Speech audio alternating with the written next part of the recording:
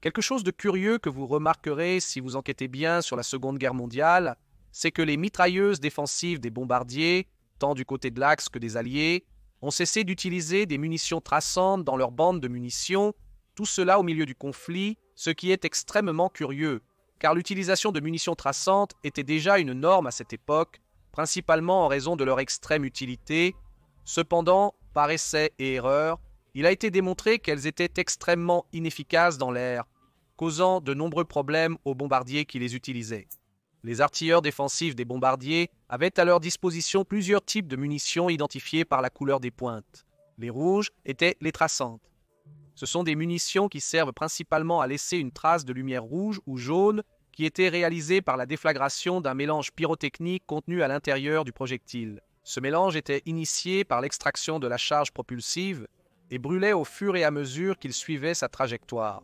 Malgré le fait que le mélange occupait une grande partie du projectile, il conservait une puissance d'arrêt et de pénétration significative, bien que réduite. Comme vous pouvez le voir sur cette photo d'un de Havilland Mosquito britannique, sa brillance était très visible même en plein jour. La portée de ces munitions, incluses toutes les 4 ou 5 balles dans les bandes des Browning M2, était d'environ 1300 mètres au-delà. Elle ne laissait plus de traînées lumineuses. Malgré qu'elles soient tirées toutes les 5 ou 6 rondes, leur traînée permettait de voir constamment où vous tiriez. Ainsi, vous pouviez corriger la trajectoire de vos projectiles en tirant. C'était une solution idéale pour compléter les viseurs des bombardiers. En vol, il fallait faire feu, à des centaines de mètres. Et de plus, la seule façon de voir si vos projectiles atteignaient l'avion ennemi était lorsqu'il le frappait. De sorte que vous n'aviez aucun moyen de savoir si la rafale que vous tiriez était proche ou loin de la cible.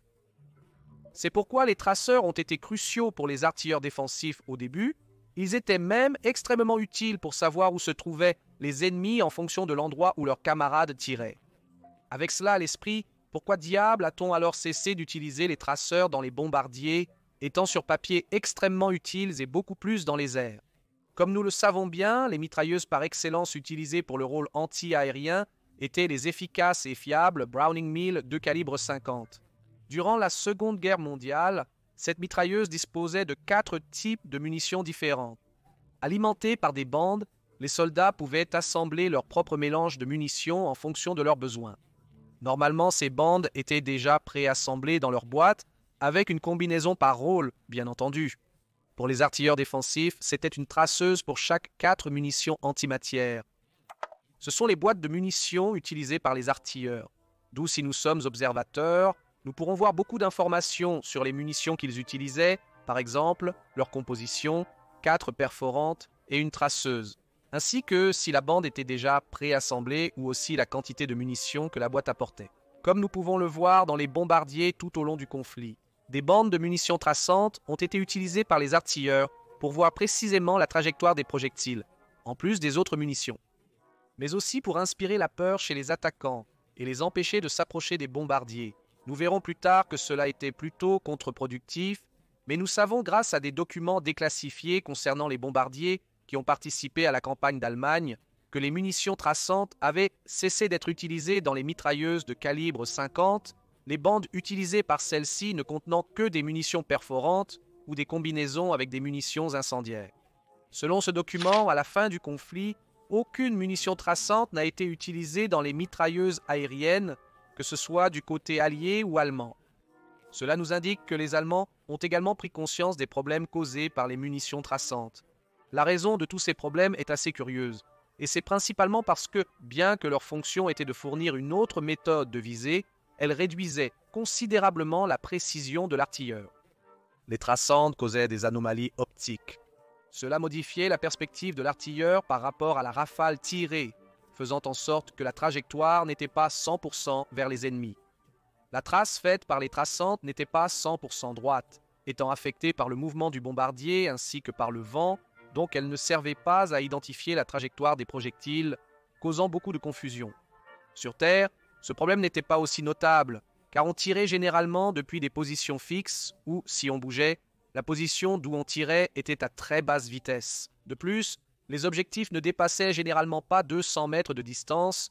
Cependant, les artilleurs défensifs des bombardiers devaient tirer sur des avions qui volaient à 350 km/h et à 7000 mètres d'altitude, avec beaucoup de vibrations et de fortes rafales de vent, ajoutant beaucoup de variabilité qui affectait apparemment les munitions traçantes de manière considérable. De plus, les éclats causés par celles-ci en sortant du canon causaient beaucoup de bruit visuel, ce qui fatiguait l'artilleur, comme nous pouvons le voir dans ce document de l'armée de l'air américaine pour 1943. C'était déjà un problème avéré. Les Alliés ont mis en œuvre une solution à ce problème, et c'était simplement d'éliminer les traceurs de leur bande de munitions, et plutôt améliorer la formation des artilleurs. En particulier, ceux-ci ont été enseignés des méthodes de visée par déflexion. Comme vous le verrez, les conditions de tir particulières des bombardiers provoquaient des phénomènes physiques très étranges chaque fois qu'ils tiraient leurs mitrailleuses, mais les nouvelles méthodes de visée prenaient tout cela en compte. Par exemple, si vous voyez un chasseur qui s'approche par le côté du bombardier, où tireriez-vous pour l'abattre? Logiquement, je suppose que vous tireriez devant le chasseur, puisqu'il est en mouvement, donc quand les munitions atteindront le chasseur, elles le toucheront sans problème. Cependant, cela ne ferait essentiellement que faire manquer les projectiles, passant même devant le chasseur. Au contraire, en visant par déflexion, il visait derrière le chasseur. De cette façon, la vitesse du bombardier était prise en compte, faisant en sorte que les projectiles frappent efficacement l'ennemi. Pour 1943, les traceurs n'étaient plus utilisés, donc cette méthode a été extrêmement utile pour commencer à abattre plus d'avions et à mieux protéger les bombardiers, et en fait, elle a été partiellement plus efficace que l'utilisation des traceurs. En n'utilisant pas ces munitions, la puissance de feu des mitrailleuses a même été augmentée de 20%, car cette fois, ils avaient une munition supplémentaire dans les bandes toutes les 5 munitions normales qui étaient généralement une munition incendiaire ou antimatérielle. Les incendiaires seraient largement utiles contre les avions japonais car ils étaient généralement très susceptibles de brûler, car ils n'avaient pas principalement de réservoir de carburant auto-obturant et ils n'avaient pas non plus un blindage considérable. Les traceurs non seulement avaient l'inconvénient d'être imprécis, mais ils causaient aussi un problème de dissimulation. Automatiquement, en tirant une mitrailleuse avec des traceurs, les ennemis détectaient instantanément les bombardiers à la fois au sol et dans les airs. Dans les interrogatoires de pilotes allemands qui ont été abattus derrière les lignes ennemies et qui ont ensuite été capturés, ils assuraient que les traceurs leur permettaient d'observer les groupes de bombardiers les mieux défendus. De plus, cela leur permettait de savoir où les artilleurs tiraient pour s'approcher rapidement des points aveugles.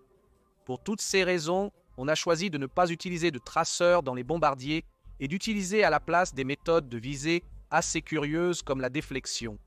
Bien que cela puisse sembler insignifiant, l'arrêt de l'utilisation de traceurs dans les bombardiers a considérablement augmenté la survie de ces derniers. Ce petit changement, qui n'a presque rien coûté en termes monétaires, a permis aux Alliés d'économiser des milliards de dollars en bombardiers.